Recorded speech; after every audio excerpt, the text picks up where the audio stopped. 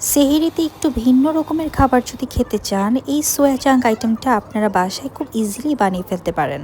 এর জন্য প্রথমে ফুটন্ত গরম পানিতে সোয়াটাকে একটু সিদ্ধ করে নিতে হবে। আর এইদিকে আমি অন্য একটা প্যানে তেল দিয়ে দিয়েছি, আর পেঁয়াজ কুচি দিচ্ছি, রসুন কুচি, একটু আদা কুচি দিয়ে একটু হালকা সর্টে করে নিতে হবে।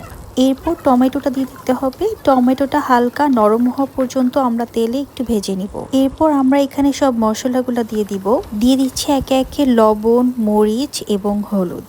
এরপর এটাকে ভালো মতো নাড়তে হবে একটু নরম হওয়া পর্যন্ত। এরপর আমি এখানে 1 কাপের মতো পানি অ্যাড করব। এখানে আমার 1 থেকে 1.5 কাপ পানি ইউজ করতে হবে, কারণ আমি এটার একটা গ্রেভি বানাবো।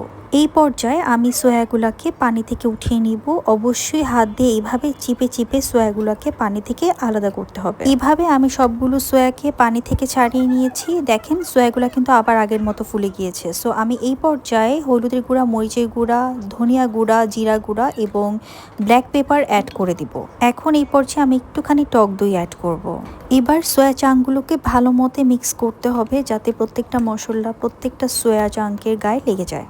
এদিকে চুলায় আমার যে গ্রেভিটা ছিল সেটা অলরেডি হয়ে গেছে। আমি এখন এটাকে ব্লেন্ড করে নিব। আমি এখন সেম প্যানেই একটু তেল, জিরা আর শুকনা মরিচ দিয়ে দিচ্ছি। এরপর আমি যে সোয়াগুলাকে মিক্স করেছিলাম সেই সোয়াটা আমি দিয়ে দিব এবং এটাকে ভালো মতো তেলের সাথে মিক্স করে হালকা ভাজতে হবে। সোয়াটা আমাদের ভালো মতো মিক্স করে ভাজতে হবে, যাতে মশলার গন্ধটা না থাকে। সো ভালো মতো মশলার গন্ধটা চলে যাওয়া পর্যন্ত আমরা সোয়া চাংগুলোকে ভেজে নিব।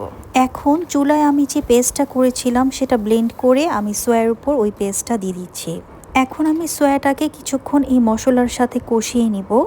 মশলাটা ভালো মতো কষানো হয়ে গেলে আমি এখানে কিছু পরিমাণ পানি অ্যাড করব। পানিটা অবশ্যই আপনি ঝোলটা যতটুকু রাখতে চাচ্ছেন সোয়ার জন্য অতটুকু পরিমাণে অ্যাড করতে হবে। এবার 5 থেকে 10 মিনিট রান্না করা হয়ে গেলেই সোয়াটা রেডি হয়ে যাবে। আপনারা দেখতেই পাচ্ছেন সোয়ার কালারটা কি সুন্দর এসেছে। একবার হলেও আপনারা বাসায় এটা বানিয়ে ট্রাই করতে পারেন। Thanks for watching.